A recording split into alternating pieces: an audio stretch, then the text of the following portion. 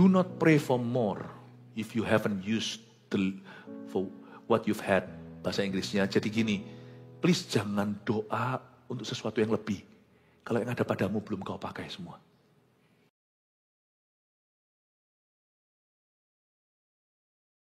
Melihat jemaat ini mengutamakan Tuhan, subuh-subuh datang untuk mencium kaki Yesus yang tidak bisa hadir saat dari anak-anak Eagle Kids yang turut partisipasi di Breakfast with God.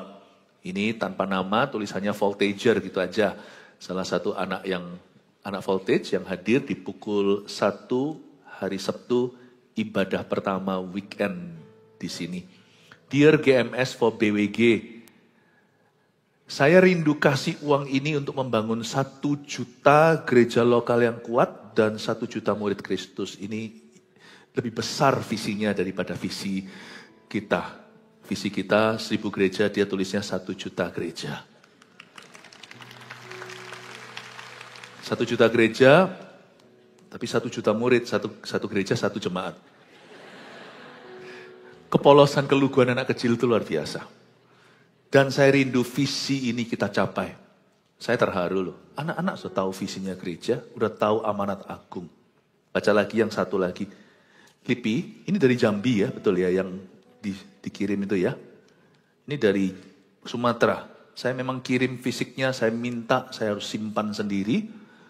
Tuhan Yesus, terima kasih karena Engkau selalu mengasihiku, menjagaku dan berkati aku. Tuhan Yesus, maafkan aku karena pagi ini di saat orang-orang memberikan semua yang berharga, namun aku tidak bisa memberikan apapun di tahun ini kecuali diriku.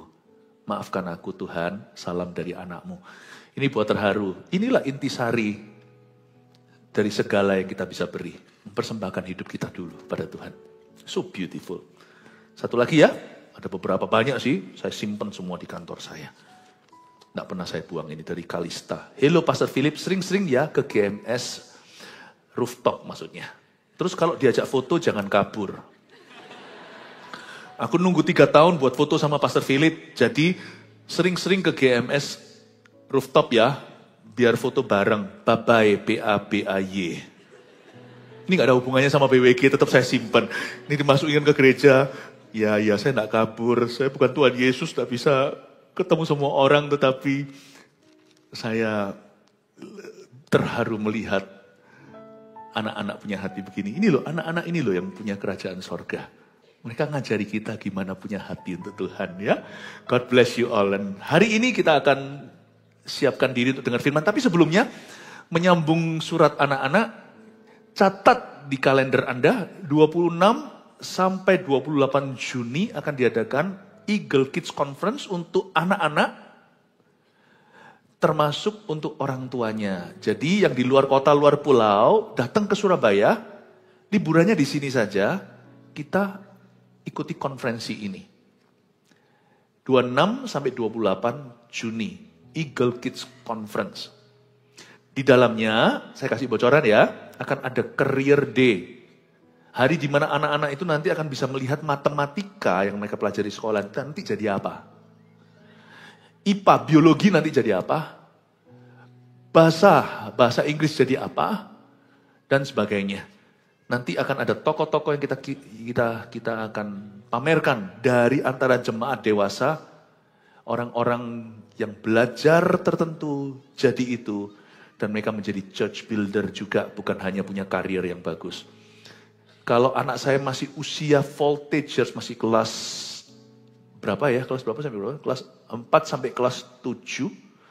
Saya pasti akan suruh anak saya datang, saya anterin sendiri. Kalau saya tinggal di Afrika, saya terbang ke sini. Karena tidak akan di streaming. Jadi tolong Anda mendaftar, Juni itu sudah dekat sekali. Dan tempatnya terbatas karena semua jemaat kita di seluruh dunia mau hadir di sini. Membawa anak-anak kecil mereka. God bless you. Kasih tepuk tangan untuk Tuhan. Seharian ini kita mengisi diri dengan air yang adalah firman. Semoga air itu akan menjadi anggur. Jadi jangan sampai kau isi setengah penuh. Nanti remanya juga separuh saja.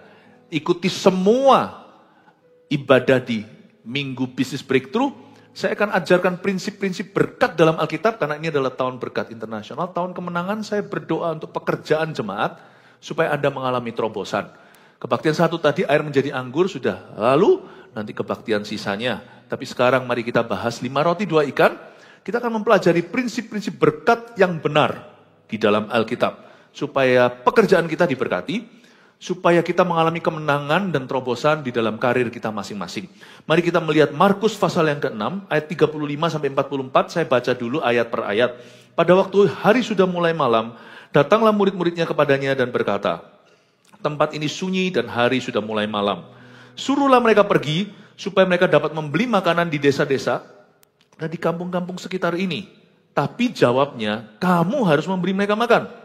Kata mereka kepadanya, jadi haruskah kami membeli roti seharga 200 dinar untuk memberi mereka makan? Tapi ia berkata pada mereka, berapa banyak roti yang ada padamu? Cobalah periksa.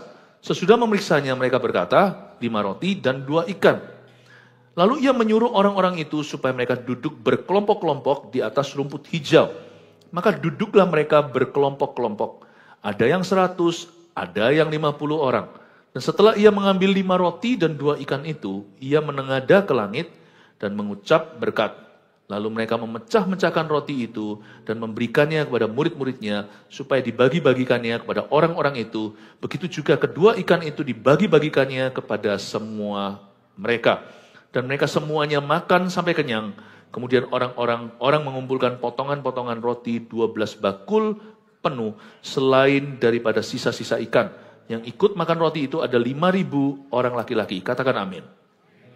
Kita baca ayat per ayat. Saya jelaskan dan Roh Kudus akan beri pewahyuan. Pada waktu hari sudah mulai malam, datanglah murid-muridnya kepadanya dan berkata, tempat ini sunyi dan hari sudah mulai malam. Ketika mereka melihat sunset, sudah tidak bisa dihindari, matahari terbenam. Mungkinkah Anda merasa juga hidup Anda seperti itu? Sekarang itu semakin redup. Mungkin usaha Anda tidak seramai dulu. Mungkin karir Anda slow. Tidak juga alami promosi, nggak di PHK aja udah hoki. Hari sudah mulai malam. Bagi Tuhan, tidak ada sunset. Tuhan itu sunrise. Makanya dia disebut bintang dari timur. Di mana ada Kristus, selalu terbit pengharapan. Jadi jangan pernah ada di antara kita, stres sih boleh, please jangan depresi, jangan bergantung obat-obatan, sekali mulai, itu badan akan langganan, susah untuk putusnya. Jangan izinkan dirimu masuk ke semua nama-nama penyakit mental. Kalau sudah alami ya kita harus belas kasih. Tapi kalau kita belum mengalaminya, mencegah lebih baik daripada mengobati. Jangan sampai Anda kehilangan pengharapan. Zaman ini zaman edan. Sekali kita kehilangan pengharapan, obatnya mahal. Jangan izinkan hope itu be stolen. Faith tidak bisa di-steal, tidak bisa dicuri. Iman itu kan mesti terus kita mendengar firman. Tapi harapan itu bisa tercuri. Dan kalau harapan tercuri ya wajah Anda itu kehilangan liangkuangnya, kehilangan sinarnya. Itu kelihatan banget. Tidak perlu karunia membeda-bedakan roh, kita tahu orang itu ada apa ya, mukanya suram. Tempat ini sunyi dan hari sudah mulai malam. Tidak ada yang bisa mencekik kita selain kebutuhan, termasuk kebutuhan fisik. Jadi jangan berkata bahwa Tuhan hanya peduli perkara rohani. Buktinya Yesus mati secara jasmani. Berarti Tuhan peduli juga kebutuhan jasmani kita. Tahukah Anda, salah satu alasan perceraian tertinggi, itu ternyata bukan perselingkuhan. Itu iya, jangan coba-coba. Tapi ternyata adalah masalah ekonomi. Saya terbeban waktu saya melihat bagaimana jemaat itu memberi. Waktu BWG kemarin, Breakfast with God, saya doakan. Dari saat itu sampai hari ini, saya terus bersyafaat untuk Anda, tentang pekerjaan Anda. Jadi diam-diam, gembalamu dan gembala-gembalamu itu mendoakan pekerjaanmu. Jadi Anda jangan merasa sendiri. Makanya itu sekarang keluar remanya ya begini. Jadi saya buat hari Minggu ini, Business Breakthrough. Tapi mari kita pelajari prinsip-prinsip yang universal. Apapun juga bisnis Anda, karir Anda, profesi Anda, ini prinsip semua berlaku. Karena ini adalah kebenaran. Ini bukan seminar bisnis. Kalau seminar bisnis mendingan yang spesifikasi. Misalnya kalau Anda dokter ya biar bicara tentang ilmu kedokteran, penemuan-penemuan baru, teknologi. Kalau Anda di bagian perhiasan ya mendingan pameran, lihat sekalian tuh tentang perhiasan-perhiasan, desain-desain baru. Saya tidak memberi dari sisi itu Anda harus cari sendiri dan Anda harus kembangkan diri. Tapi saya dari sisi menjaga dan mengembalakan hatimu dan akal budimu selalu berada di poros kehendak Allah. Mari kita lihat sekarang ayat 36. Ini kata-kata muridnya, suruhlah mereka pergi supaya mereka dapat membeli makanan di desa-desa dan di kampung-kampung sekitar ini. Ini kesalahan besar. Kelihatannya masuk akal. Kalau kita itu diperhadapkan dengan sebuah kebutuhan dan kita tidak bisa mengisinya, biasanya kita mudah sekali untuk memaafkan diri sendiri, di mana sebenarnya Tuhan mau memberi mujizat. Jangan belajar memaklumi apa yang masih ada jalur ke Tuhan. Ini kesalahan.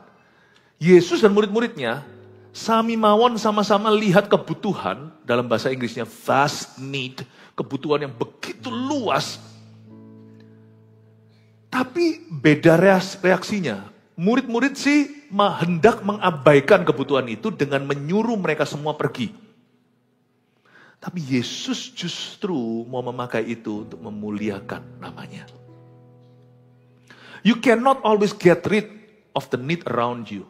Kita tidak bisa melenyapkan kebutuhan dan tantangan yang ada di sekeliling kita. Misalnya, kalau murid-muridnya lihat ini ya, jangan pertama-tama mikir diri sendiri, apakah aku mampu?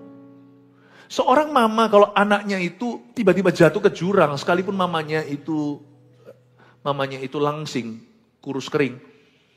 Anaknya itu mungkin misalnya cabi, gemuk sekali, dia tetap akan berusaha untuk keluarkan anaknya dari sana, yang gelantungan di jurang, dia pasti akan ulurkan tangan, sekalipun resikonya mama ikut jatuh ke jurang. Kasih itu tidak akan pertama-tama memperhitungkan kemampuannya. Kasih itu akan selalu mencoba untuk yang dikasihinya. Saya yakin mama tersebut tidak akan takut untuk mengambil resiko. Nah, pertanyaannya sekarang dalam dunia kerja kita, siapa yang kita kasihi? Kalau motivasi kita di dalam hati yang utama adalah mengasihi Tuhan dan sesama, hati kita tidak akan give up. Dahulu saya tinggal di Kanada, sekolah di sana. Di salah satu local news atau berita lokal, itu ada seorang mama dengan anaknya yang sedang jalan-jalan, bahkan hiking atau naik ke bukit, ketemu beruang. Beruang grizzly itu bukan beruang lucu, beruang panda, itu gedenya. Dan itu sekali cakar, orang bisa berakhir terpental meteran. Dan bisa mati patah tulang kalau enggak tercapik-capik. Sang mama tidak akan berhasil membela anaknya. Tapi mama itu tiba-tiba jadi Wonder Woman. Anak yang dalam bahaya karena beruang itu, dia lawan beruang itu dan beruang itu lari. Maksudnya kasih, kalau kita itu mengasihi sesuatu atau seseorang, kita itu tidak akan mikir diri kita dulu dan kita tidak akan takut dengan tantangan. Ingat kita dalam pekerjaan itu Tuhan punya tujuan, Tuhan punya rencana. Ekonomi orang bilang susah, jangan takut susah kalau kita cinta. Kalau kita tahu kita punya misi dalam hidup ini, bukan hanya untuk keluargaku atau margaku. Tuhan mau pakai aku, bukan uang yang kita bisa beri, tapi iman lebih dulu. Kita tidak akan terus langsung hitung untung rugi di depan dan berkata, aduh aku takut melangkah. Semua pakar-pakar ekonomi berkata, kalau mereka semua pesimis, saya akan cari Tuhan. Karena saya tahu, pekerjaanku ini akan jadi berkat buat orang lain. Belum lagi untuk keluarga saya. Belum lagi untuk orang-orang yang atasnya saya bertanggung jawab. Jangan gampang suruh mereka pergi. Jangan give up inside of you. Jangan kita mudah menyerah di dalam hati. Yesus sama mereka beda ya. Kan Yesus Mesias. Sedangkan murid-muridnya ini orang berdosa. Orang berdosa kan selfish, selalu mikirkan diri sendiri. Tapi Yesus kan mikirkan orang lain. Jangan kamu suruh mereka pergi. Kamu suruh mereka pergi beli makanan di desa-desa, kampung-kampung di sekitar. No, kamu yang harus beli mereka makan. Kalau ada apa-apa sama gereja, saya akan aborsi aset dan gedungnya. Karena yang saya cinta adalah umatnya. Akan saya pertahankan, akan saya layani jemaat volunteer dan full timernya. Saya akan mati-matian untuk mereka. Kita memulai sejarah kita waktu dahulu pertama kali di Surabaya Barat sini tahun 2020. Berapa ratus staf di gereja waktu itu yang mengikuti di zaman-zaman ketika kita mulai dari bawah lagi. Dalam hati saya berkata, Tuhan, aku tidak tahu gimana hidupi mereka. Aku sendiri juga tidak tahu bagaimana survive. Just 5 years ago, baru 5 tahun. Tapi saya berkata, apapun juga, Tuhan, saya akan korbankan apapun untuk orang. Tapi ternyata Tuhan itu tidak pernah tinggalkan kalau mata kita tidak tertuju ke kita. Kalau mata kita itu tertuju pada orang-orang yang dikasihinya, umat tebusannya. Kalau mata kita itu tertuju kepada melayani sesama kita, mata kita tertuju untuk kepentingan lebih besar, yaitu kerajaan sorga. Allah itu memelihara. Allah itu memelihara. Saya dan istri saya sudah bilang, siap-siap tabungan pribadi segalanya. Nggak bisa, kasihan, si A harus makan. Itu punya anak 2. Waktu itu saya beritahu sama teman-teman, udah nggak usah ngikuti, nggak usah ikut saya sendiri survive gimana nggak tahu kok. Tapi mereka semua berkata, kok nggak apa-apa. Suka duka kita lewati bersama-sama. Tambah nggak karuan hatinya. Apapun itu juga, ingatlah, people are God's greatest assets in your life. Jadi kalau dalam dunia kerja, jangan mikirkan profit dulu. Profit itu so pasti, karena itu profesionalnya. Di situ kita harus punya strategi. Karena bisnis pekerjaan harus profitable. Kalau Anda tidak punya bisnis, tapi Anda diberi gaji atau salary, maka Anda harus kelola 5 roti 2 ikanmu. Supaya tidak defisit, Anda perlu punya budgeting yang jelas, apa untuk apa di hidupmu. Yang ini masuk di dalam kategori hidup memberi. Jangan semua diberikan, yang ini adalah untuk kebutuhan. Terakhir itu keinginan. Kalau Anda dapat salary gaji, bukan dividen atau keuntungan, income Anda itu dari sesuatu yang fix, maka Anda perlu untuk mengelolanya. Tapi ingatlah, apapun yang Anda terima, jangan visinya adalah harta. Jadi nggak heran, coba kalau Anda telusuri, saya ini kan banyak merenungkan. Karena sebelum saya bagikan firman kan harus saya mama biak dulu, saya harus cerna. Sebelum saya dulang Anda, sebelum Anda suapin jemaat. Saya mikirkan kenapa kok banyak om-om, tante-tante, generasi ke-1 pioner-pioner bisnis keluarga, ini ngomong tentang pebisnis dulu, mengapa kok mereka itu bisa berhasil? Nggak semua ya, nggak pukul rata, tetapi yang berhasil misalnya, coba Anda selidiki. Manusia biasanya hanya suka lihat hasil akhir, lalu mereka contoh-contoh metode. Anda lupakah motivasinya? Generasi ke-1, mereka yang babat alas, yang terlebih dahulu untuk rintis bisnisnya itu, biasanya harus hidupi adik-adiknya. Sadarkah Anda? Cerita itu kan sudah banyak di masyarakat. Itu dulu, itu hidupi adik-adiknya. Bahkan hidupi ayahnya, papa mamanya. Yang mungkin, atau yang sudah tua. Selalu bermula dengan lawan katanya suruh mereka pergi. Mereka adopsi manusia dalam hati mereka. Kalau Anda pelajari, orang-orang muda harus belajar ini. Anak-anak muda sekarang cenderung untuk memikirkan dirinya sendiri dan gengsi. Aku mau sekolah di Amerika, aku mau sekolah di mana? Nanti saya akan bahas itu. No, you should not think that way. Itu nomor 2, itu sekunder. Itu yang kalau sekunder setelah itu apa ya? 3 ya? Hah? Tertier, ya? Tertier. Nah itu. Ya. Keempat, pleter. Sekunder, tertier. Young man. Saya mau tanya di sini dulu. Siapa di sini yang kuliah? Angkat tangan. Oke. Nggak apa-apa. Diangkat yang tinggi-tinggi.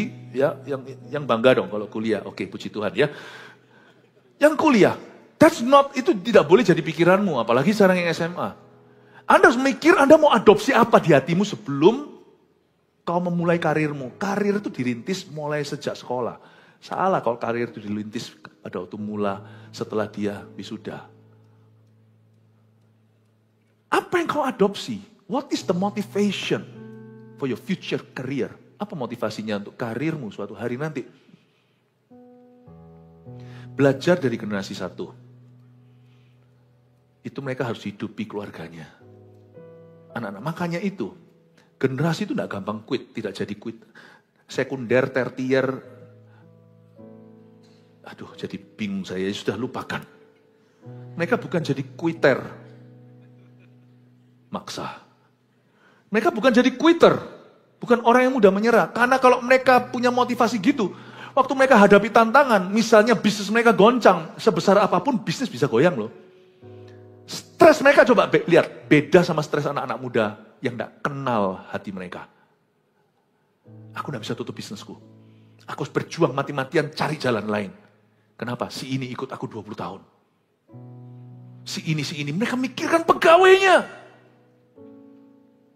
Berapa orang makan lewat tangannya.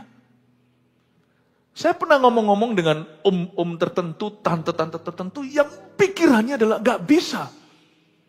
Yang ikut kami punya keluarga ini sudah seperti keluarga. Lain banget dengan spiritnya anak-anak muda sekarang. Tapi beda.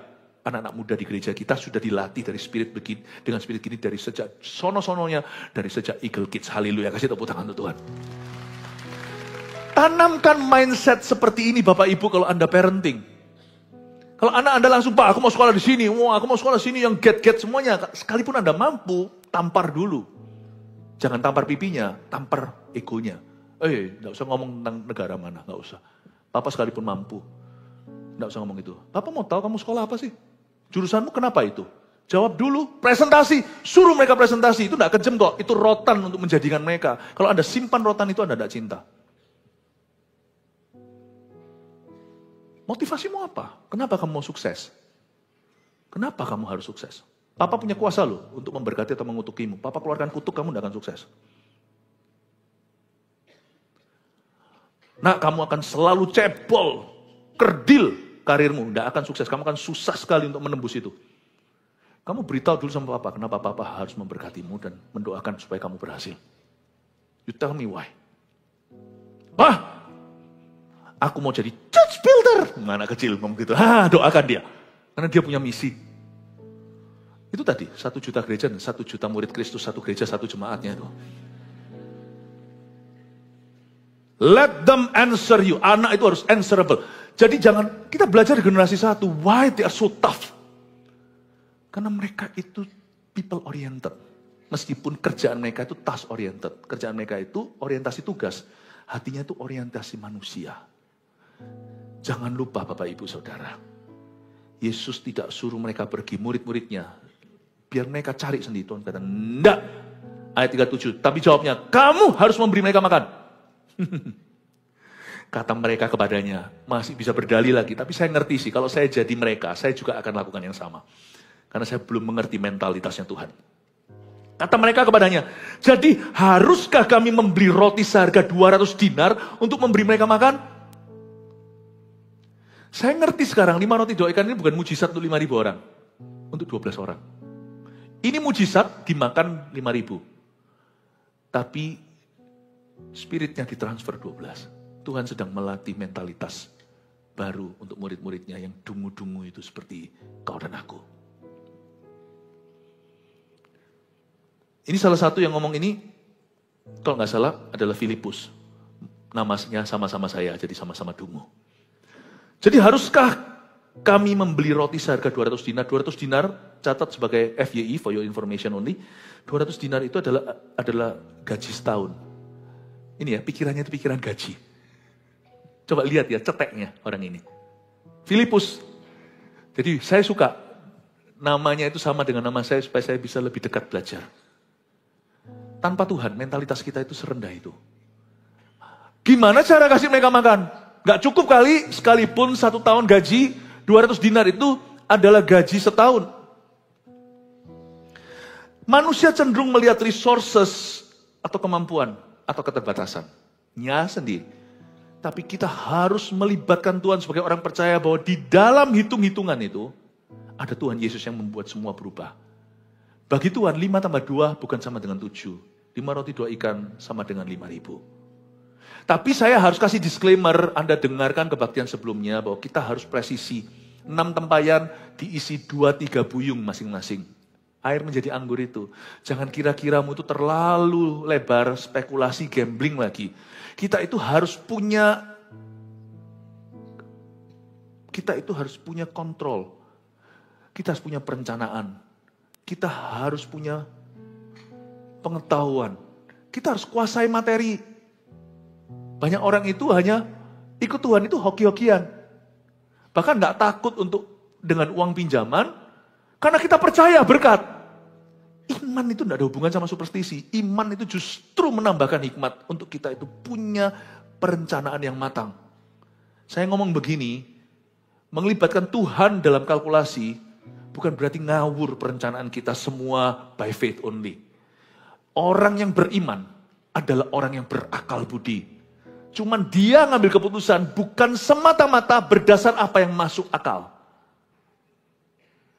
Tapi dia ngerti bagaimana Tuhan bisa memakai yang sedikit di tangannya, asal dia manage well, asal dia mengelolanya.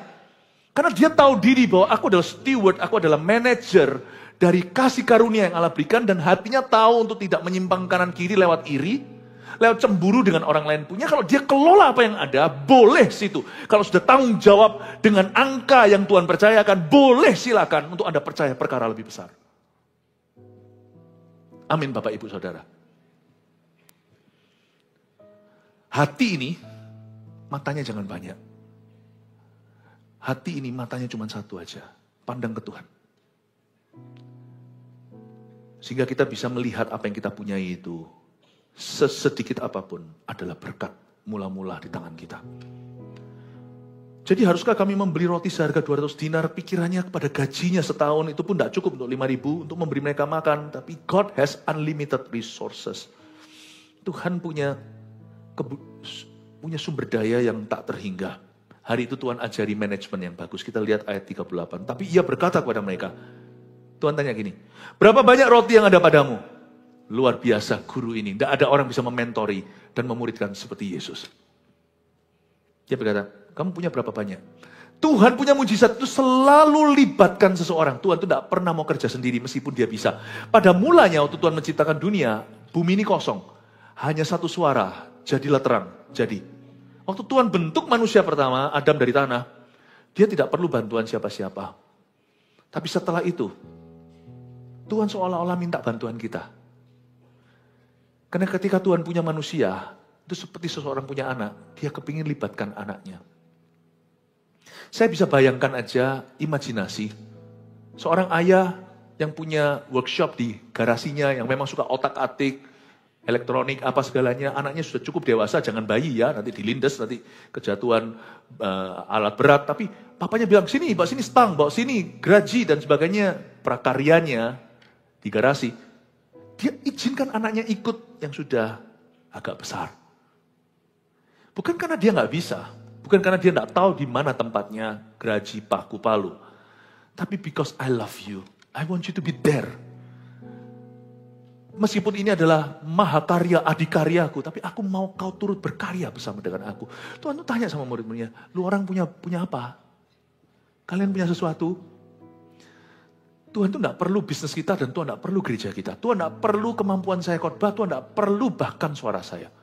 Tuhan tidak perlu semua yang bisa nyanyi, Tuhan tidak perlu itu. Tapi Tuhan melibatkan kita because He loves you and me. He loves us.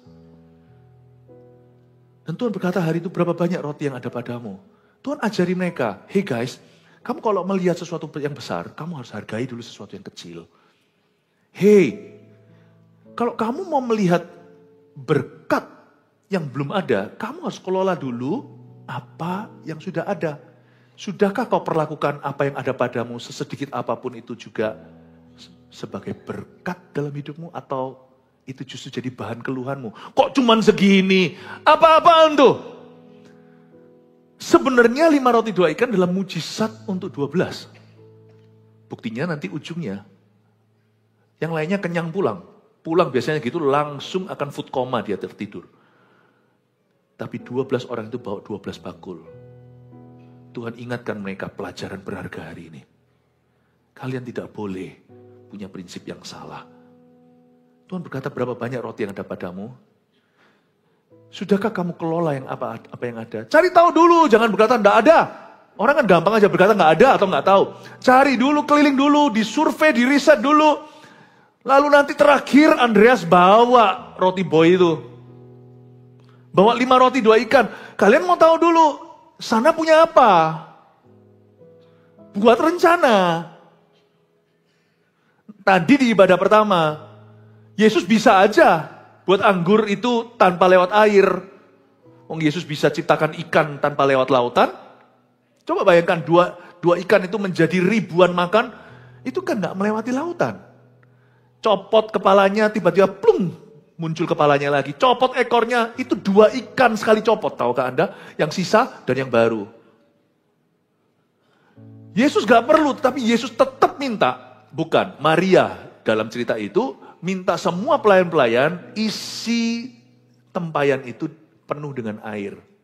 Baru nanti berubah jadi anggur. Lu isi setengah, anggurnya nanti separuh. Lu isi penuh, nanti berkatku yang mengubah itu jadi anggur. Tapi aku mau kamu terlibat dan jangan dikau malas. Penuhi itu tempayan, jangan asal-asalan. Memang berkat Tuhan yang menjadikan kaya. Tapi tangan yang rajin mengundang berkat. Betapa dahsyatnya untuk saya renungkan. Prinsip-prinsip ini tidak akan bergantung dengan pakar ekonomi. Prinsip-prinsip ini tidak akan tergantung ekonomi lesu atau apa. You don't depend on them. Your blessings come from above. Berkatmu datang dari atas. Amin Bapak Ibu. Tuhan beritahu sama muridnya, berapa banyak roti yang ada padamu?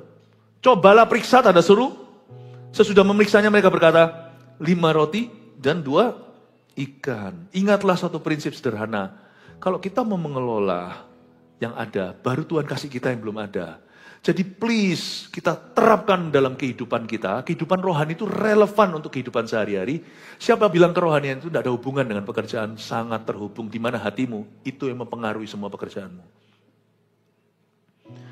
Do not pray for more if you haven't used for what you've had. Bahasa Inggrisnya, jadi gini. Please jangan doa untuk sesuatu yang lebih. Kalau yang ada padamu belum kau pakai semua. Dilarang keras untuk mendoakan sesuatu yang lebih.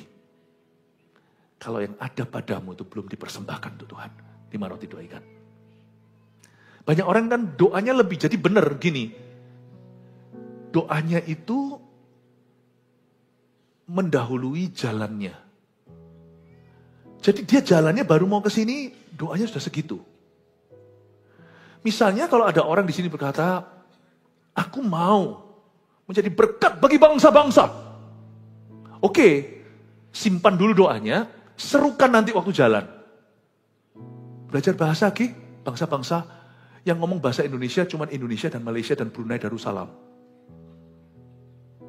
Oke, yang bahasa Melayu, belajar bahasa Inggrisnya, genahin. Benar-benar yang bagus. Grammarnya jangan salah-salah. Belajar. Waktu nanti Anda belajar bahasa yang lebih internasional misalnya, mempersiapkan diri untuk masa depan yang tidak kau ketahui, Yeremia 33, berserulah kepadaku, aku akan memberitahukan padamu perkara-perkara yang besar yang belum kamu ketahui. Tujuannya di tangan Tuhan, persiapannya di tangan Anda. Sebelum Anda minta api datang, siapkan kayu bakarnya seperti Elia. Dia siapin semuanya, wush, apinya tiba. Anda bisa berdoa pada waktu Anda mulai bangun mesbahnya, setengah jalan lah, atau sudah hampir jadi ketika disiram air sampai ke parit-paritnya dan berkata, come fire. Belajar sungguh-sungguh. Dan waktu Anda belajar sambil les misalnya, atau sekolah, dalam sekolah, waktu Anda belajar, berserulah sambil belajar itu di dalam hatimu. Doa di dekat mesbah yang sedang dibangun lebih efektif daripada doa orang pengangguran. Tidak persiapan. Waktu Anda les itu, berserulah di hatimu. Use me to the nations. Pakai aku pada bangsa-bangsa. Itu doa. Langsung nyampe, gak pakai transit kemana-mana. Karena Tuhan melihat keseriusan. Don't pray for rain if you got no umbrella in your hand. Jangan doa untuk hujan. Tunjukkan keseriusan. Pastikan kalau Anda percaya nanti ini Tuhan turunkan hujan setelah kemarau sekian lama. bawa payung. Dengan payungmu itu di bawah terik matahari berkata, hujan datanglah. Tuhan berkata, wow serius itu. Bukan doanya, payungnya. Tujuan milik Tuhan, persiapan milik kita. Tuhan tidak pernah memberkati mimpi bolong. Tuhan selalu memberkati persiapan seseorang. Tuhan tidak pernah memberkati pelita orang, tapi minyaknya. Anda baca dari Matius 25, tidak usah dibuka. 5 gadis bodoh, 5 gadis bijaksana, bicara tentang gereja yang bodoh, gereja yang bijaksana. Orang Kristen yang bodoh, orang Kristen yang bijaksana. Semua dapat pelita yang bawa minyak yang menyala pelitanya. Saya ingin Anda untuk mengerti satu hal, bahwa kita harus mempersiapkan diri. Khotbah saya sekarang ini didengarkan, ini yang akan dirilai, didengarkan di GMS seluruh Amerika. Kalian yang di Amerika ya, jangan hilang bahasa Indonesianya. Bisa bahasa, jangan kurang satu. Kalau bisa lebih banyak. Tapi jangan sampai kita gaul dengan orang Indonesia saja, bahasa Inggris kita salah-salah. Padahal sudah 7 tahun di Amerika, belajar yang benar tuh. Bahasa Inggrisnya yang bagus. Harus was-was-was ngomongnya. Ya, nanti suatu hari ketika Anda dipakai Tuhan lebih di luar boundary culture atau kebudayaan kita, tidak malu-maluin, kelihatan keseriusan Anda. Kasih tepuk tangan untuk semua yang mau belajar. Amin, Bapak Ibu. Semoga ini bukan hanya pesan untuk anak-anak muda yang mau sekolah, ini untuk kita semua. Untuk kita semua. Jangan kita itu minta sesuatu lebih. Kalau kita belum memakai semua sumber daya yang sudah dipercayakan pada kita. Tapi waktu Anda memakainya, jangan tunggu sampai habis baru minta. Nah itu kesalahan. Itu tunggu bensin sampai sudah kuning, sudah benar-benar kuning. Atau kalau HP-nya itu sampai merah, lalu mati. Dan jangan sampai tunggu habis baru minta. Atau baru ngisi. Pastikan waktu Anda mulai melangkah dan terpakai talentanya, di situ mulai Anda nabur. Orang yang menuai, waktu dia menuai, dia tidak menabur, lain kali tidak ada tuaian lagi. Karena itu ketika Anda menuai, harus mulai menabur. Ketika Anda mulai mempersiapkan diri, berdoa untuk yang lebih. Amin Bapak Ibu Saudara. Mari kita lanjutkan sekarang ayat yang ke-39. Lalu ia menyuruh orang-orang itu supaya semua duduk berkelompok-kelompok di atas rumput hijau. Yesus benar-benar di sini dia bertindak sesuai dengan karakternya yang tertulis di Mazmur 23. Semua orang duduk berkelompok-kelompok di atas rumput hijau. Itu Tuhan banget. Tuhan tuh gembala sekali, tak akan kekurangan aku. Kalau Tuhan suruh duduk berkelompok-kelompok di atas rumput hijau, itu Tuhan banget. Makanya kalau saya lihat CG kita bertumbuh berkelompok-kelompok begini, suruh membelah segala, itu Tuhan banget. Kalau susah belahnya, maunya selalu bersama, itu manusia banget.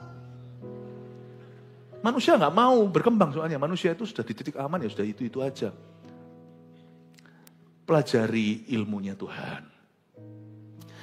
Keluarga itu bisa erat dekat. Lain cerita kalau keluarga jauh. Kenapa sih anak kita itu harus menikah sama anak orang lain? Saudara nggak boleh nikah kan? Disinilah Tuhan selalu mengoyakkan lewat hukum alam. Setiap keluarga yang eksklusif tertutup dan maunya sama mereka di antara mereka sendiri. Keluarga itu cepat lambat akan mati, mandul, dan dilupakan dan akan punah. Anda mau lanjut dalam hidup ini harus terbuka untuk another family, namanya besan. Namanya mertua, namanya menantu. Itu ilmu Tuhan di dalam kehidupan jalan hidup manusia. Tak beda dengan kerohanian. Anda mau lihat potensi berikutnya pemakaian Allah, Anda harus terbuka untuk orang baru. Tuhan kelompok-kelompokkan dengan tujuan supaya mereka berinteraksi dan mengalami Tuhan lebih. Ini so Tuhan banget. Yesus itu gembala. Makanya sebuah gereja kalau dipimpin oleh gembala atau dipimpin sama evangelis atau dipimpin sama businessman itu kan beda banget. Itu kan beda sekali. Sebuah gereja, makanya itu kita selalu berdoa untuk para misionaris diutus kemana-mana itu tidak gampang loh ketemu gembala tulen. Gereja kita di mana-mana puji Tuhan, boleh dikatakan rata-rata semua dipimpin oleh gembala-gembala yang baik. Tidak mudah, karena waktu dipimpin oleh seorang gembala, dia ngerti hati Tuhan dan cara Tuhan. Cara Tuhan. Ini Tuhan banget. Dia itu bertindak sesuai karakternya. Ayat 40, apa hubungannya sama pekerjaan kita? Tunggu dulu.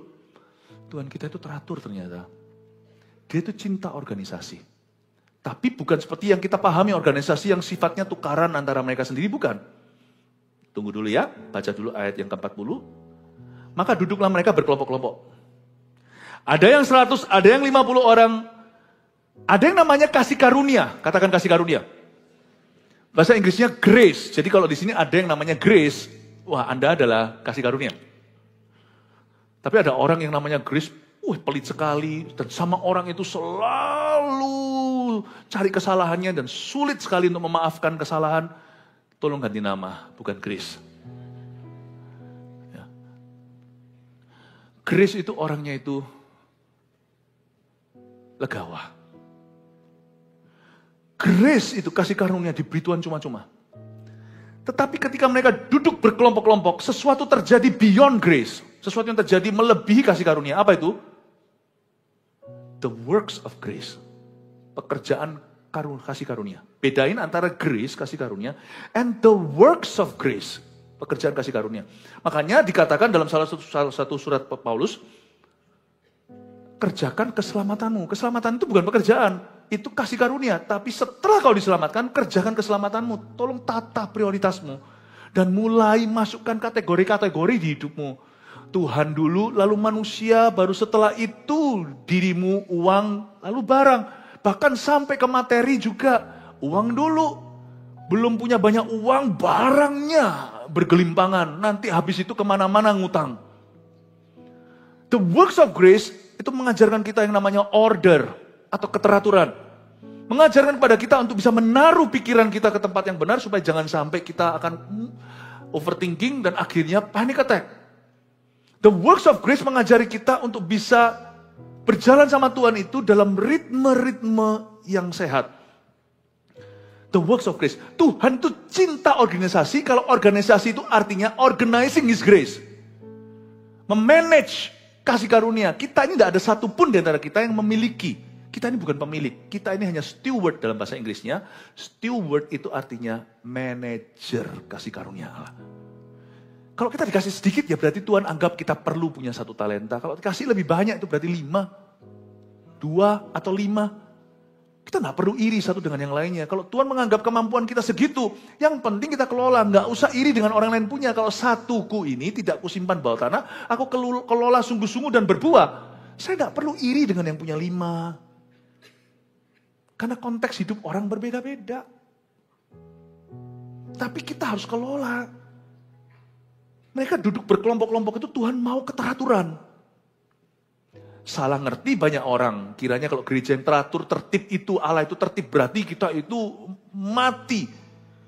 Gereja menjadi bukan seremoni, tapi bukan holy ceremony, tetapi holy cemetery. Menjadi kuburan. No, tertib itu tidak ada hubungan dengan berapi-api atau tidak. Tertib itu punya prioritas. Anda tahu fungsi-fungsinya, semua roda berputar pada tempatnya. Tuhan tuh tertib, coba lihat kekreatifan. Kalau nggak tertib, Tuhan itu kalau nggak, tapi tertibnya Tuhan tuh kreatif, lihat. Sekalipun Tuhan tertib, maksudnya lihat, kuping Anda kan di sini, kupingnya nggak di kaki. Tuhan tuh tertib, tapi kreatif. Kalau nggak percaya, coba lihat orang sebelahnya itu. Kalau Tuhan nggak kreatif, nggak mungkin ciptakan orang itu. Ada yang lucu, ada yang leluconnya tidak terduga. Semua yang kasih selera humor adalah Tuhan. Tuhan itu memberi kita kemampuan. Memberi kita hal-hal yang merupakan khas kita. Coba lihat anak kecil ya. Anak kecil itu ngomong sesuatu. Itu beda satu dengan yang lainnya. Anak-anak itu kalau nyebut dirinya itu beda. Nama mereka mungkin susah. Waktu kecil mereka sebut dirinya itu. Masing-masing itu ada plesetan-plesetan yang tidak disengaja karena mereka masih balita. Nggak ada anak yang salahnya sama. Gak ada anak itu yang bisa disebut dia cuma salah satu dari 2. No. Mereka semuanya itu unik di mata Allah. God is so creative, tapi dia tertib. Artinya, the grace of God tidak bisa di-compare Anda dengan orang lain. Masing-masing itu seperti sidik jari. Tapi yang bisa kita pelajari satu dengan yang lainnya adalah how to organize the different grace. Gimana kita bisa menata kasih karunia yang berbeda itu. Waktu itu sama lah 24 jam sehari, cuman waktumu tidak sama dengan waktuku. Cara kita mengelolanya kepentingan kita berbeda. Tapi cara kita menentukan apa yang penting, Cara kita untuk mengelola waktu itu dengan bijaksana, itu sama. Dan Tuhan suruh mereka duduk di kelompok-kelompok, ada yang 100, ada yang 50, ya. Dan mereka diajari sama Tuhan untuk mengkategorikan. Saya nggak tahu ya, di sana itu dikategorikan berdasar apa. Ayo yang sama-sama lapar di sini. Celaka kalau sama-sama lapar semuanya. Tuhan tahu bagaimana bagi rata. Ini kalau dilihat dari 5.000 orang laki-laki aja, kalau dibagi 100 kelompok, ini per kelompok 100 kan, berarti ada 50 kelompok. Betul ya matematika saya? Kalau mereka bagi 50 orang per kelompok, berarti ada 100 kelompok. Jadi Yesus berdiri di atas bukit, ada 100 bundaran-bundaran kumpulan orang. Dan saya yakin oleh kedaulatan Bapa telah diatur yang kelaparan sekali, yang biasanya ke buffet itu langsung sikat, serobot, gak pernah pikirkan orang lain, kasih piring dulu pada yang tua misalnya, kalau di makanan gitu juga belum doa sudah begini, kadang-kadang saya juga begitu.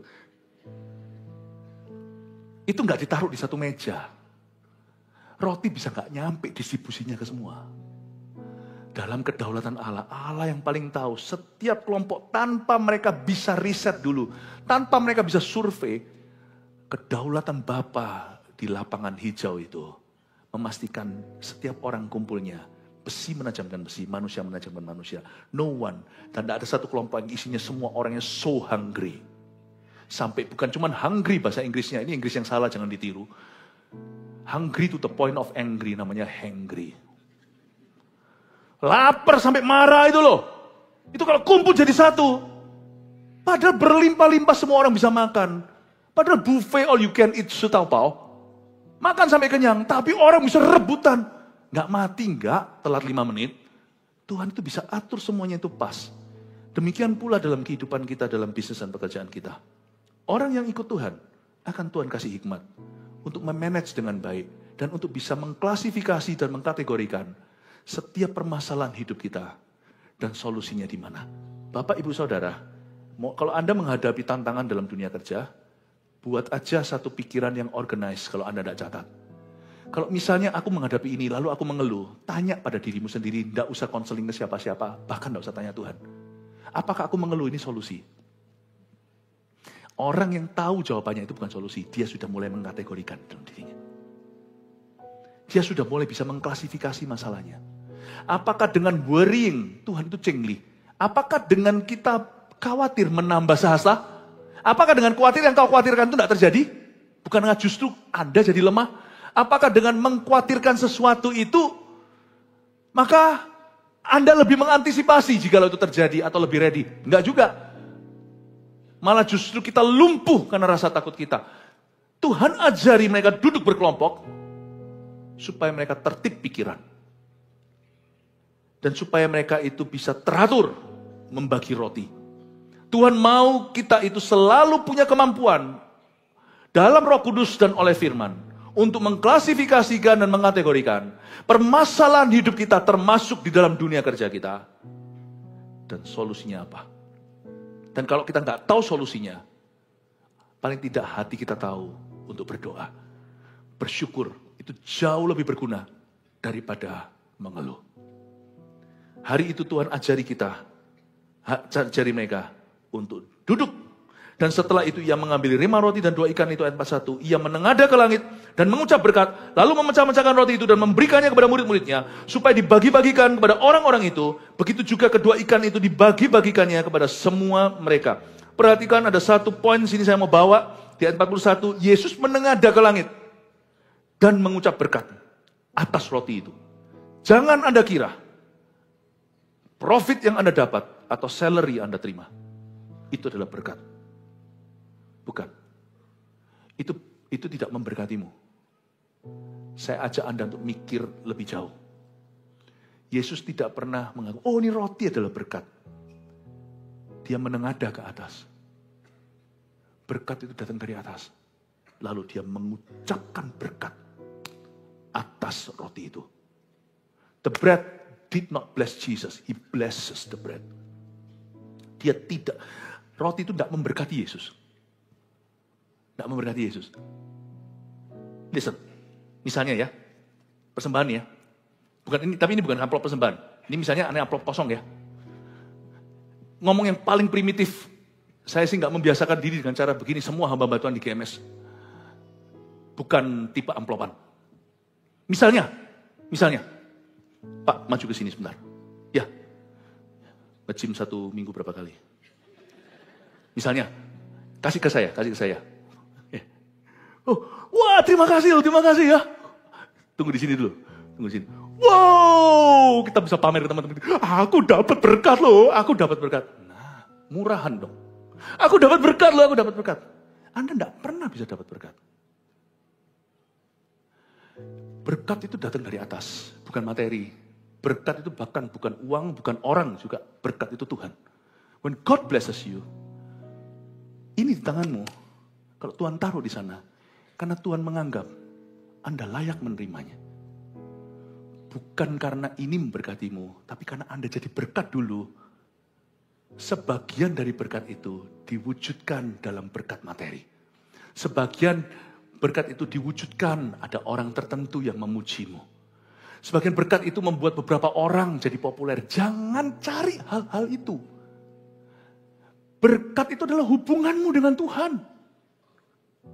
Berkat itu hubungan dengan Tuhan. Dan kalau Tuhan taruh sesuatu di tanganmu, kasih ke saya. Ya, taruh, terima kasih, silakan duduk. Ini tidak membuat saya kaya. Ini tidak membuat saya kaya. Tapi karena Tuhan berkenan pada saya, Tuhan pelihara saya. Tuhan tambahkan ini dan itu. Hal-hal itu tidak menambah sehasta dalam hidup saya. My blessings don't depend on the money I receive. The money I make. Sebab orang yang diberkati Tuhan, apapun yang diperbuatnya, Mazmur 1 akan berhasil. Jadi sebenarnya pekerjaanmu tidak bisa memberkatimu. Tapi pekerjaanmu diberkati karena Allah sudah memberkatimu. Paham maksud saya? Saya ajak mikir sedikit. Misalnya saya ada satu pekerjaan job di sini. Saya ditaruh di sebuah perusahaan. Dan pekerjaan saya berhasil. Saya tidak ngomong gini supaya Anda nanti pulang beritahu sama bosnya, bos, you beruntung punya saya sebagai pegawai. Ngawur. Simpan di hati karena detik Anda banggakan diri, banggakan jasa, detik di mana Anda mulai sombong hati, disitulah Allah sudah berhenti memberkati hidupmu. Hari itu kau jatuh. Simpan di hatimu, jangan kobar-kobarkan. Tapi FYI for your information sebagai pemahamanmu. Bapak Ibu, kalau pekerjaannya diberkati, itu karena Anda itu a blessed person.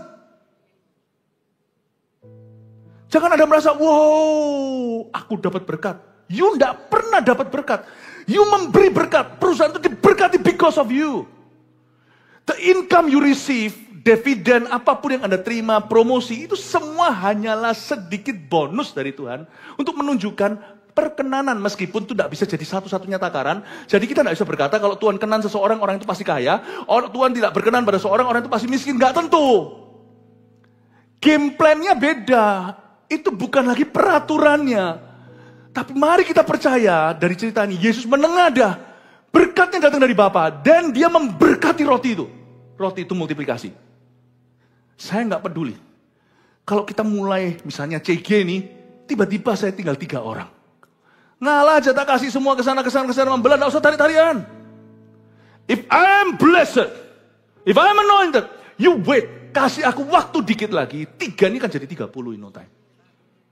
Bukan karena, wow, jangan terlalu surprise dengan berkatmu. Kalau Anda diberkati, kemanapun Anda pergi, berkat akan mengikuti. Coba lihat Lot pergi ke Sodom dan Gomora. Sodom Gomora yang permai itu jadi apa? Abraham pergi ke tanah tandus itu loh. Tanah tandus itu loh di Timur Tengah itu loh. Sekarang jadi Israel. Menjadi tanah perjanjian. Ternyata berkat itu tidak bisa kita dapat. Berkat itu kita bisa beri. Berkat itu orang yang saya katakan tadi itu. Karena Tuhan memberkati. Bukan uang, bukan barang. Take what I have. Give me a few years. I'll show you I have more. Sungguhan. Tapi kalau kita pegang erat gini, berkatku ini berkatku, enggak mau kayak gini. Apa apapun yang kau miliki diambil daripadamu. 1 talenta yang kau sembunyikan di bawah tanah itu pun akan diambil, diberikan yang punya 5 talenta. Gesture atau tindak tanduk Yesus, gerak-geriknya ini mengajari kita sesuatu. Tidak semua yang Tuhan Yesus ajarkan itu lewat perkataan. Lewat gerak-gerik tubuhnya aja saya bisa belajar sesuatu. Ia menengadah ke langit from hands, from above, dari atas turun berkatnya dari Bapa. Dia lihat roti itu. I bless you. Makanya kalau saya terima salary, saya berkati salary itu. Saya kata, thank you Tuhan. I bless this salary. May this be a blessing for my family. Thank you for blessing me. Makasih Tuhan. Karena aku jadi berkat. Tuhan memberi aku ini. Karena aku jadi berkat dulu dalam pekerjaanku. Karena aku berguna. Karena aku efektif. Bukan aku, kasih karuniamu bekerja melalui aku. Tuhan kasih ini untuk memelihara aku. Thank you Tuhan. Makanya kalau saya dapat sesuatu, saya tidak pernah mau gini. Tidak pernah mau gini. Sungguh tidak perlu. Kenapa? Karena itu comes and goes. Berkat kayak gitu itu datang dan pergi. Tapi kalau aku diberkati, aku tidak akan pernah kekurangan. Karena Allahku akan menyertai. He's my provider. Dialah Yehovah Jireku yang menyediakan. Kasih tepuk tangan untuk Tuhan. Dan mereka semua makan sampai kenyang. Ayat 42. Kemudian orang mengumpulkan potongan-potongan roti 12 bakul penuh selain daripada sisa-sisa ikan. Yang ikut makan roti itu ada 5.000 orang laki-laki. Coba lihat ya terakhir. Saya sebut ini zero wastefulness. Tidak menyanyiakan sama sekali. Mereka semuanya makan sampai kenyang. Ketika mereka semua udah kenyang, Tuhan suruh kumpulkan potongan roti, nggak ada sisa ikan karena ikan itu nyawa. Habis semua, kok bisa pas ya? Ikan terakhir itu dimakan, yang sisa cuma roti doang. Yang terbuat dari gandum. Roti 12 bakul penuh, sisa dikumpulin. Yesus tidak mentang-mentang 5.000 orang makan, kemenangan besar, ya sudah wis. Sia-sia. Tidak. Yesus tipe seorang pelukis, kalau sisa catnya itu dimasukkan kembali ke kalengnya. Meskipun Yesus itu punya segala-galanya, coba lihat, ini bukan hemat. Ini bukan pelit. Tapi ini hemat. Ini irit yang bagus. Orang itu biasanya irit di area di mana dia harus belajar generous atau murah hati. Dia perhitungan dengan sesuatu yang harusnya tidak perlu dihitung lagi. Tapi orang itu biasanya obral-obralan, betul-betul jor-joran, betul-betul habis-habisan, foya-foya di area di mana dia harus hemat. Yesus ajari sekalipun dia maha kuasa, dia bisa ciptakan lebih banyak. Kumpulkan potongan roti, kok bisa pas 12 bakul, masing-masing tapau pulang untuk setiap muridnya. Yesus itu menghargai orang itu sampai titik darah penghabisan. Setelah semua makan, saya kok yakin ya, murid-murid juga turut makan lah ya setelah selesai itu. Tapi Tuhan tetap hargai mereka, pulang dikasih pesangon, bukan karena PHK, dikasih 12 bakul untuk 12 orang. Dari sini kita lihat kenapa Yesus dikenan oleh Bapa. Bukan hanya karena dia adalah anak Allah, bukan hanya karena Yesus adalah Allah. Tapi kita lihat sisi kemanusiaannya, bukan hanya dia itu sangat-sangat zero waste. Dia tidak mau menyia-nyiakan, bukan tipe orang yang, Yesus ini old money. Paham maksudnya? Bukan orang kaya baru yang dia ini maha kuasa, segala sesuatu miliknya. Dia tahu setiap resources itu berharga. Meskipun dia bisa cipta lagi, Tuhan tetap kumpulkan roti itu. Tuhan tidak cipta mujizat lagi, Tuhan kasih mereka. Dan Tuhan tidak gaya. Seharusnya cerita ini bisa berubah. Bukan 5 roti 2 ikan. Mestinya 5 wagyu 2 lobster. Apa susahnya Tuhan ciptakan ikan dengan ciptakan lobster? Jangan bertindak lebih daripada yang diperlukan. Tidak usah kita itu overspending. Tidak usah kita itu pamer. Tidak usah kita itu merasa terintimidasi kalau nggak punya, tetangga punya. Yesus tidak, mungkin kalau Yesus dibandingkan dengan beberapa orang-orang yang punya kuasa, punya yang namanya punya black magic di zamannya Musa, di zamannya Firaun. Mereka mungkin sudah keluarkan yang wow semua. No. Mujizat Yesus itu tidak pernah sembrono. Sekalipun Tuhan memberikannya dengan murah hati, dia tidak pernah buang-buang. Yesus hanya memberi mereka 5 roti dan 2 ikan. Tuhan tidak kasih mereka sesuatu yang berlebihan, tapi mereka juga tidak kekurangan. Trust God that He'll give you what you need this year. Dan jangan marah untuk sesuatu yang kau tidak punya. Jangan marah karena kita membandingkan dengan orang lain. Jangan marah kalau kita tidak dapatkan semua keinginan kita. Puji Tuhan, nanti ibadah terakhir saya jelaskan. Kalau kita dikasih semua, jangan-jangan roti yang kau kira ternyata kalah jengking. Tuhan tahu stop di mana dalam hidupmu yang tidak akan menjatuhkanmu. Saya belajar sesuatu dari 12 bakul penuh itu Tuhan simpan dan kasih ke setiap pekerjanya. Yesus dalam kemanusiaannya menghargai setiap workernya, pekerjaannya. Karena dia tahu yang ngalah dulu itu nggak dapat 5 roti 2 ikan, tapi dapat sebakul penuh. Tuhan tuh menghargai stafnya itu sampai akhir acara. Dikasih sama Tuhan masing-masing bawa pulang ke rumah. Tuhan bisa mikirkan Petrus punya mama mertua yang pernah Yesus sembuhkan waktu dia demam.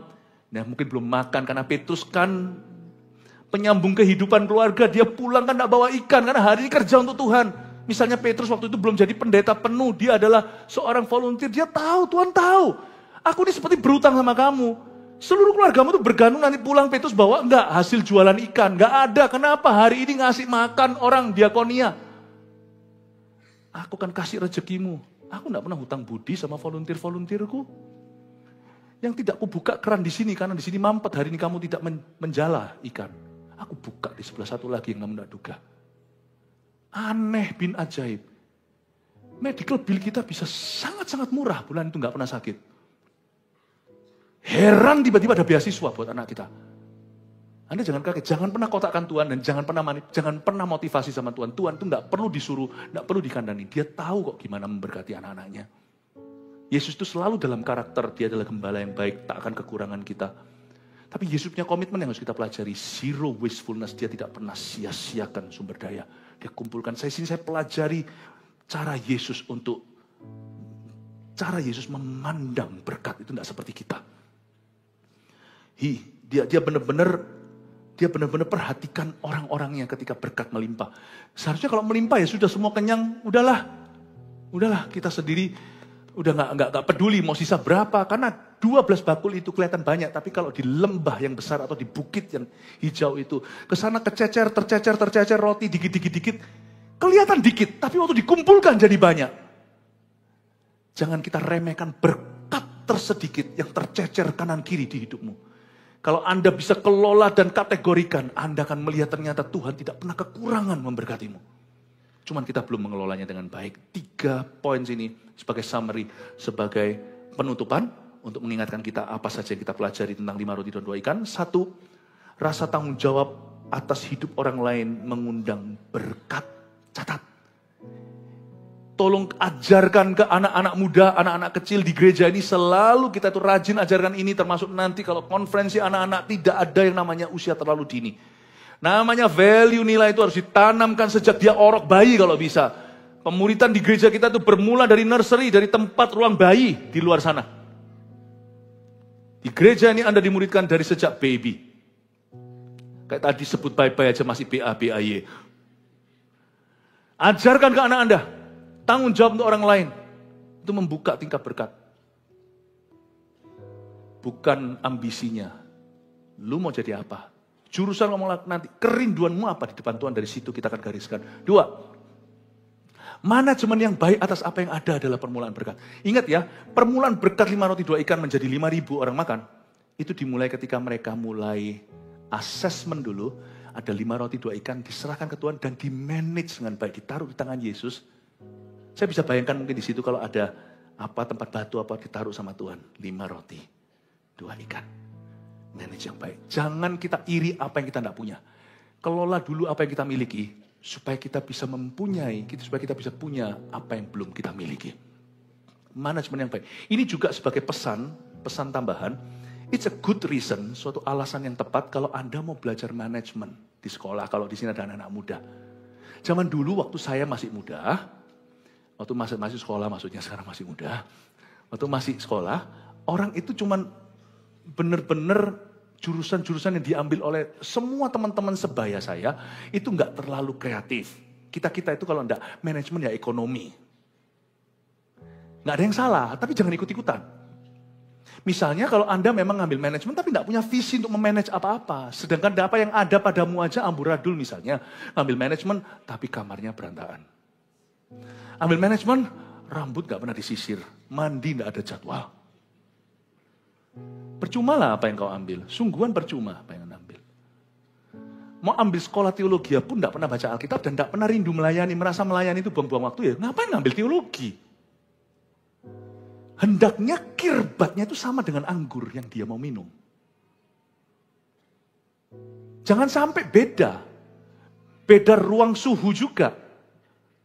Misalnya kalau Anda punya botol anggur lalu diisinya itu legen.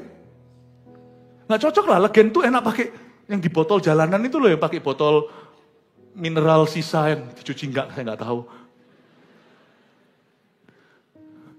Yang vodka saya tidak tawarkan supaya Anda minum gini-ginian apalagi keras-keras gitu. Janganlah mengkaburkan pikiran kita untuk mengambil keputusan.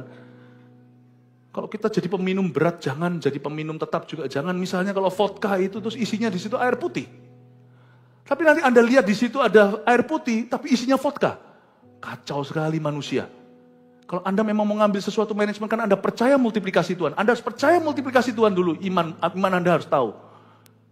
Lalu pastikan kirbat dan anggur tidak beda jauh. Kalau Anda ambil manajemen, manage your life first. Tapi saya rasa ke depan-depan perlu manajemen. Orang-orang yang di finance, orang-orang yang perlu. Belajarlah, belajar marketing. Tapi jangan malu-malu marketing. Tapi kalau orang datang cuma lihat ke HP-nya melulu. Marketing itu belajar dari kecil. Taruh semuanya, om, tante. Kalau bisa hari itu om, tantenya kau juali sepatumu. Makan di restoran mungkin kalau perlu dia beli tisumu. Sudah ada selera, sudah ada dorongan untuk jual sesuatu. Nah, ambillah. Orang yang malu-malu nggak tahu ikut sama teman-teman segalanya. Nggak pernah interest sama orang. Lihat manusia itu di wajah dan di mata. Pikirannya terus lihat ke bawah, entah lihat apa. Salah jurusan kali ya. Tapi saya rasa ke depan harus ada manajer-manajer bagus. Kalau saya bilang manajer, tidak tentu manajer perusahaan. Harus ada orang yang bisa memanage kasih karunia dan mengembangkannya. Saya rasa ini tepat, bukan berarti kurang kreatif. Cuman jangan ikut-ikutan. Saya rasa di zaman saya waktu masih sekolah, perlu diulangi lagi. Orang berkata, aku mau ngambil manajemen. Tapi let's be serious. Bahwa apa yang Anda manage akan seperti 5 roti 2 ikan akan berkembang di tangan Anda. Amin Bapak Ibu Saudara. Gereja juga sama, manajemennya harus bagus. Harus tepat. Harus tahu fungsi-fungsinya, tangga-tangganya. 3, suatu pelajaran berharga untuk kita perhatikan kualitas memperlakukan orang lain. Tetap hargai setiap pekerja. Saat berkat sudah melimpah. Ini harus Anda catat baik-baik. Jangan selalu pikirannya itu making deals atau membuat deal terjadi. After sales service-nya sekalipun tidak ada keuntungannya. Orang Kristen harus melayani dari hati. Hargai setiap pekerjamu, suppliermu, hargai kongsianmu. Tidak diminta kasih perhitungannya. Jangan tunggu ditagih kembalikan. Hargai mereka. Hargai orang. Jangan kudu mau cuma dapat keuntungan. Tetapi kalau kita mau jadi inspirasi. Jadilah inspirasi ini. Jadilah inspirasi untuk membangkitkan loyalitas dalam diri orang lain. Tahukah orang tidak harus selalu memberkati hidup kita. Tapi kalau kita bisa bangun loyalitas, berkat itu akan terus datang dari jalur yang sama. Di sini kita hargai setiap pekerja saat berkat sudah melimpah. Jangan kau lupa sama orang yang berjasa dalam hidupmu. Dan setelah Anda berhasil, jangan berubah jadi orang. Jangan tiba-tiba kayak, jangan. Ingatlah bahwa keberhasilanmu bukan untuk dirimu sendiri. Tuhan itu punya berkat bagi orang yang rasa tanggung jawab untuk orang lain lebih terbuka, lebih besar daripada keinginannya untuk kaya. Saya harap jemaat ini adalah jemaat teladan di tempat kerjanya. Tahun ini apapun kata pakar ekonomi lesu atau apa, I don't care. I believe your blessing, berkatmu datang saat kau mengenang ada ke atas. Haleluya, kasih tepuk tangan untuk Tuhan. Biar jemaat pulang membawa damai sejahtera dan mereka yang akan dibaptiskan hari ini, Tuhan juga akan memakai hidup baru mereka. Dan setiap orang baru yang baru datang juga menemukan pengembalaan di tempat ini. Jemaat yang terkasih, angkatlah kedua tanganmu, terimalah berkat dari Allah Bapa, Putra, Roh Kudus, Allah Abraham, Ishak dan Yakub, Allah perjanjian menyertaimu di dalam pekerjaanmu sehari-hari. Tuhan mengasihimu, Tuhan tidak akan meninggalkan kau sendiri. Pertolongan datang dari nama Tuhan. Dalam nama Yesus pulanglah. Haleluya, amin. Selamat siang, Tuhan berkati.